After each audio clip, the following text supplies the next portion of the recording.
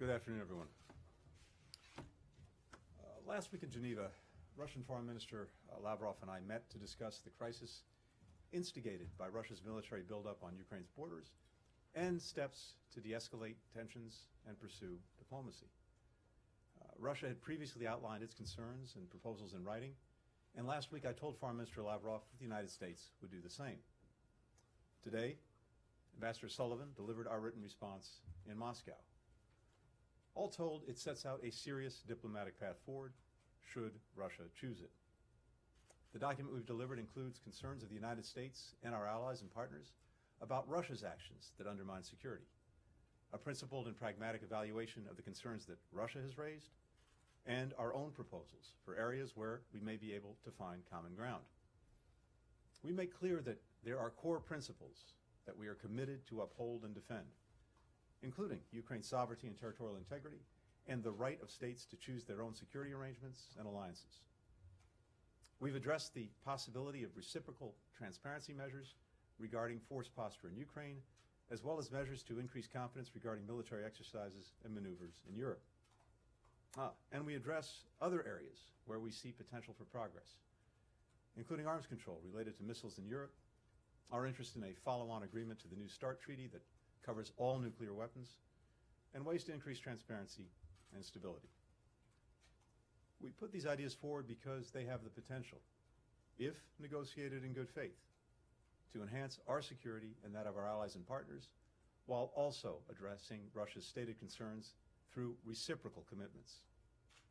Our response to Russia reflects what I said in Kyiv, Berlin, and Geneva last week. We're open to dialogue.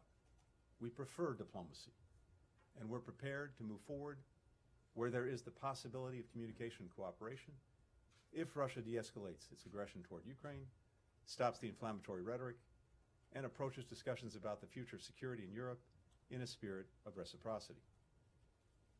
Our responses were fully coordinated with Ukraine and our European allies and partners, with whom we've been consulting continuously for weeks. We sought their input and incorporated it into the final version delivered to Moscow. Additionally, NATO developed and will deliver to Moscow its own paper with ideas and concerns about collective security in Europe, and that paper fully reinforces ours and vice versa. There's no daylight among the United States and our allies and partners on these matters. We shared our response paper with Congress, and I'll be briefing congressional leaders on this later today and consulting with them on our approach.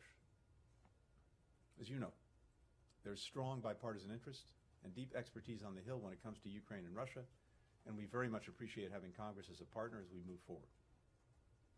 We're not releasing the document publicly because we think that diplomacy has the best chance to succeed if we provide space for confidential talks.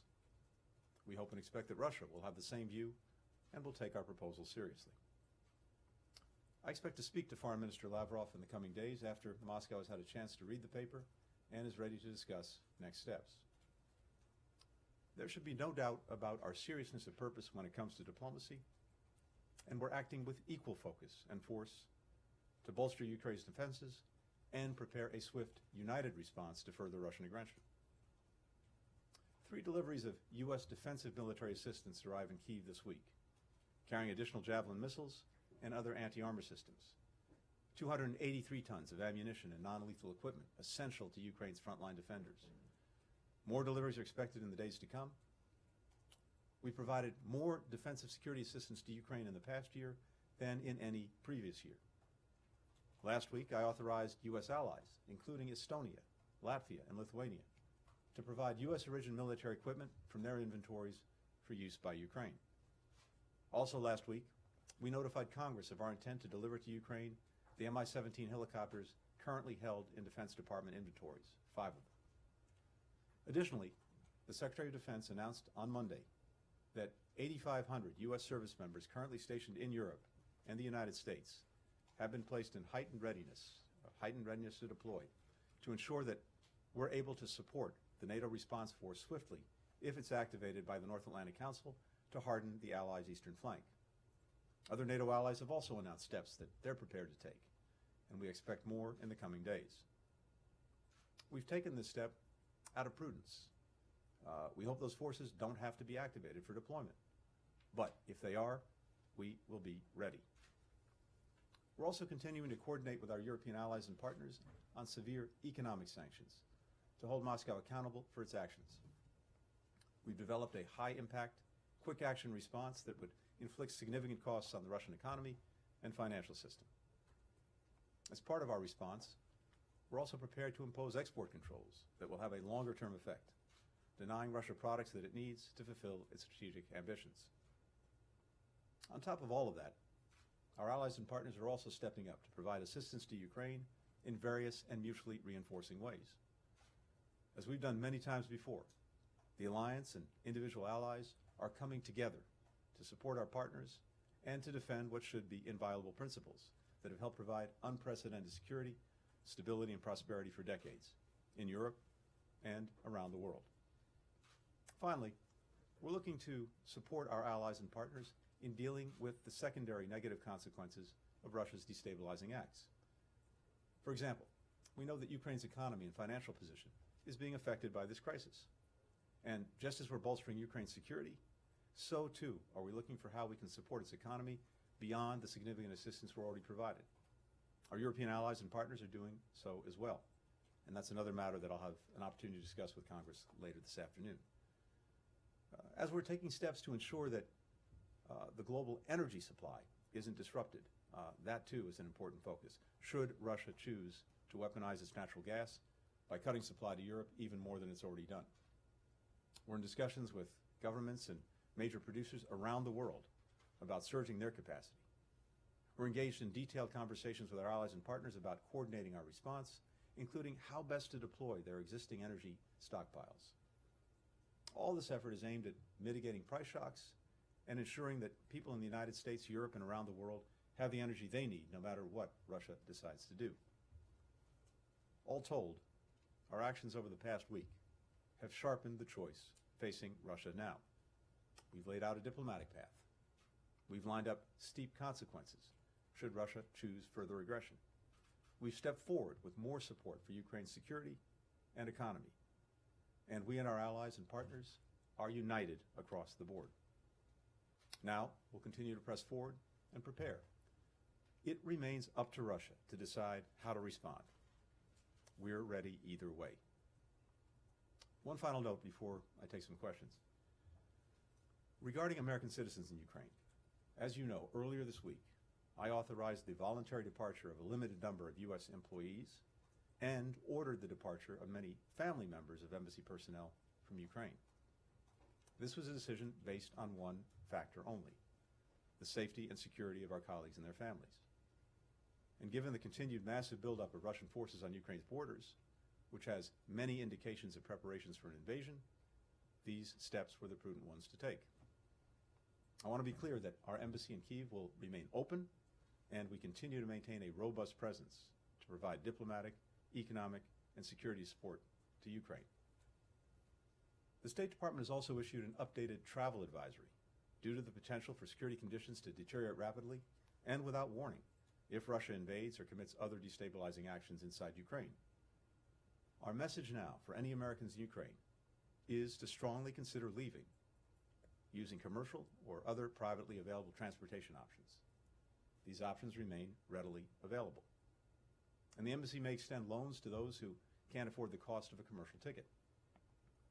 While the State Department will always seek to provide consular services wherever possible, Russian military action would severely impact our ability to perform that work. And if Russia invades, civilians, including Americans still in Ukraine, could be caught in a conflict zone between combatant forces. The U.S. government may not be in a position to aid individuals in these circumstances. This has long been the case in conflict zones around the world. So, while we don't know whether Russia will continue its aggression toward Ukraine, either way, we have a responsibility to provide this notice to Americans there. And with that, happy to take some questions. Hi, thank you, Mr. Secretary. I realize that you don't want to get into the specifics of what is actually in this document, and although I'm sure I and my colleagues will continue to try to get them. But can you say, more broadly, when you say that there are core principles that you're committed to and to uphold and defend, Does that mean that in this document, you told the Russians point blank in writing that no is the answer to their demand for a formal bar on the expansion of NATO, the permanent exclusion of Ukraine, and the withdrawal of certain forces and equipment from Eastern Europe? Is that what this says? Is there anything different in this document than what we have heard publicly over the course of the last couple of weeks? Again, without going to the specifics of the document, I can tell you that it reiterates what we said publicly for many weeks and, in a sense, for many years, that we will uphold the principle of NATO's open door, and that's, as I've said repeatedly in recent weeks, a commitment that we're bound to, and so the document, as I said, makes very clear some of the basic principles that we are standing by, committed to, and will uphold, much of which has been stated in public, including by me in recent days and weeks, and that goes to NATO's open door policy. So you would say that it is accurate to say that there are no concessions in this? This isn't about concessions. Well, there is no change in the U.S. and NATO position in this document. First of all, there is no change. There will be no change. Second, we reiterate that principle. Of course, it is for NATO, not the United States unilaterally, to discuss the open door policy. These are decisions that NATO makes as an alliance, not the United States unilaterally. But from our perspective, I can't be more clear. NATO's door is open, remains open, and that is our commitment. Thank you. Margaret? Thank you, Mr. Secretary. Do you have any reason to believe then that the document that was submitted will in any way lessen the chance of Russian action, or was this just to show you tried? Margaret, what we do in this document, besides laying out our core principles, besides sharing our concerns of allies and partners about things that Russia is doing that we believe undermine security and stability, we also do lay out areas where we believe that together we could actually advance security for everyone, including for Russia, based on some of its stated concerns, as well, of course, as for us and for our allies and partners. And so there are a number of areas, again, based on what Russia has said, that I think would make a difference if done on a reciprocal basis and approached in good faith. So, for example, as we've said, the placement of offensive missile systems in Ukraine, military exercises and maneuvers in Europe, potential arms control measures, greater transparency, various measures to reduce risks. All of these things would address, I think, mutual concerns, including concerns stated by Russia, and advance collective security. So I think there are important things to work with if Russia is serious about working with them, and that is up to President Putin. We'll see how they respond. But there's no doubt in my mind that if Russia were to approach this seriously and in a spirit of reciprocity, with the determination to enhance collective security for all of us, there are very positive things in this document that should be pursued. We can't make that decision for President Putin. Only he can make it. But this is an offer to begin negotiating? We've said throughout, and we of course started this process with the conversations that took place in our strategic stability dialogue with Russia, between Russia and the United States about 10 days ago, at the NATO-Russia Council, at the Organization for Cooperation and Security in Europe, that again, we understand Russia has stated concerns about security. We have our own very clear concerns about security and the actions that Russia is taking that undermine it. And we are prepared to discuss and, if appropriate, eventually negotiate steps to enhance everyone's security, And I've laid out some of the areas where we think we could do that. But right now, this is about the areas and ideas that we could pursue. And we'll see how Russia responds. Secretary, have you considered that Russia is just buying time till they're in a place to invade Ukraine, making you jump through hoops like hand-delivering written responses to questions that you've answered time and time again in the past? And meanwhile, they're destabilizing Ukraine from within, the economy's crumbling, you're spending hundreds of millions of dollars shoring them up. At what point do you stop playing Russia's game and take preemptive action now? So Ben, first, we're, as you know, not standing still, and we can walk and chew gum at the same time, and that's very much what we've been doing. So we've been clear to Russia that there are two paths, a diplomatic one, but also a path of defense and deterrence, and if Russia chooses aggression, a path that will lead to massive consequences.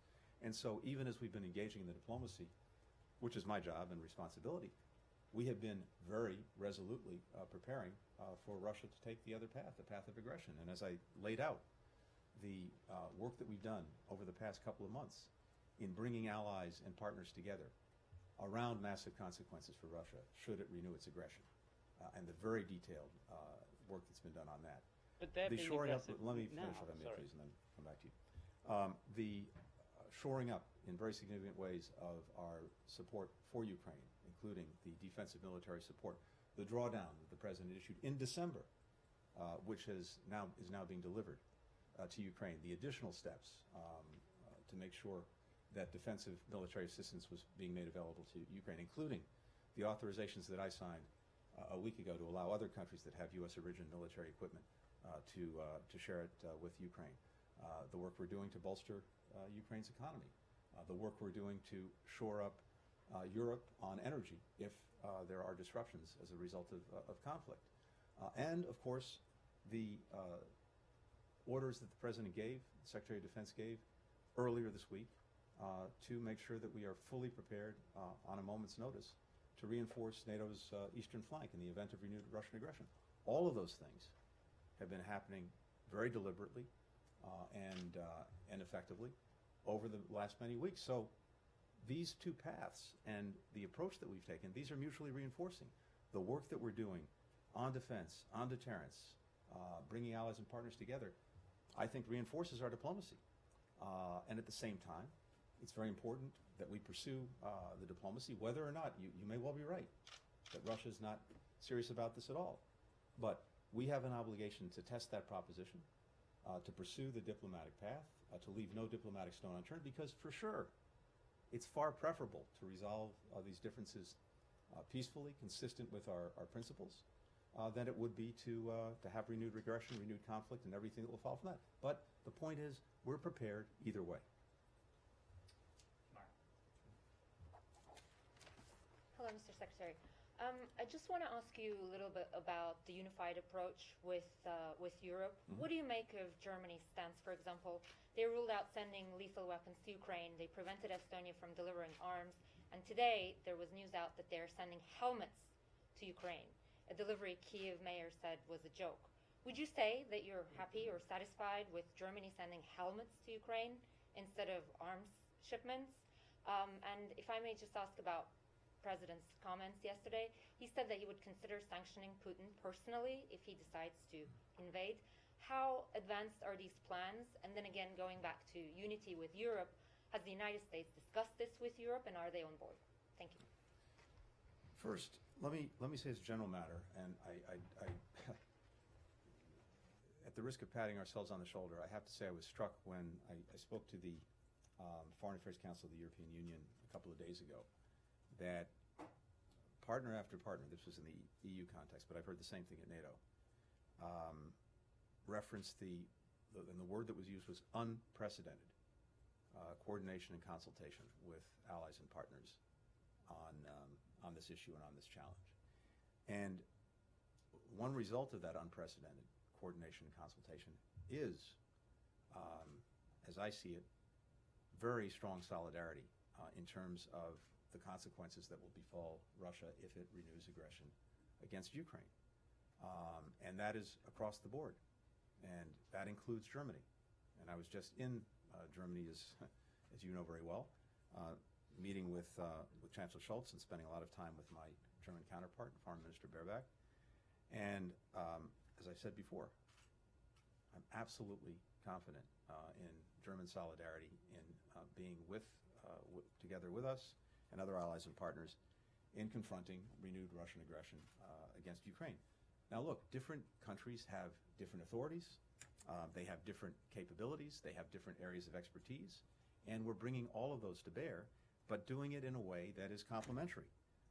And it speaks to the shared commitment that we have to defend Ukraine's territorial integrity, its sovereignty, and its independence. When it comes to sanctions, I think as you heard the President say, everything is on the table. I can tell you this. The steps that we will take together, swiftly, will go directly to things that President Putin cares deeply about, including Russia's ability to engage economically and financially, including its ability to develop technology for the sectors that it cares most about, like defense, like high tech. And as the President said, everything is on the table, and I'll leave it at that. Take a final question from Kelly. Secretary, I was just wondering if this document should be considered a proposal from President Biden to President Putin, and if you can also shine a little bit of light on President Biden's role in crafting this message. Sure. Holly, again, the document that we've shared with Russia today does a few things. First and foremost, it states very clearly the principles that we're committed to and that we will defend one way or the other. Second, it lays out our own concerns and allied concerns about actions that Russia has taken, is taking, not just with regard to Ukraine, but more broadly in the European theater, that we believe undermines security. Third, it addresses concerns that Russia raised in the document that it provided to us a couple of weeks ago. And finally, it suggests areas where, based on reciprocity, we believe we could advance our collective security, again, in ways that address our concerns and in ways that address some of Russia's concerns. That's what this does. It's not a formal negotiating document. It's not explicit proposals. It lays out the areas and some ideas of how we can together, if they're serious, advance collective security. President Biden was intimately involved in this document. We've reviewed it with him repeatedly over the last weeks, just as we were getting, as you know, comment, input, ideas from allies and partners. It was vital that we work on this document, even though it goes to bilateral matters, and what NATO is providing presumably goes to some broader issues that involve NATO and Russia. But allies and partners were intimately involved as well, and we took on board many of the comments they've made and integrated them into the document. But the President has been deeply involved in this from the get-go, reviewing various drafts of the proposal, making his own edits, and of course blessing the final document that was delivered to Russia today. That, Biden himself, U.S. Biden administration officials have said an invasion is potentially imminent. The stakes are incredibly high here, and you guys have also said that Putin is the decision maker. So why not address this directly to him, given the situation you're facing right now? I'm not sure what you mean by address it directly to him. This is a document that was prepared on behalf of the United States by its government, being delivered to Russia and to its government, upon which President Putin presides. I have no doubt that our Russian counterparts and my counterpart, Foreign Minister Lavrov, will share the document with President Putin, and putting things in, perhaps everyone else, you may be right.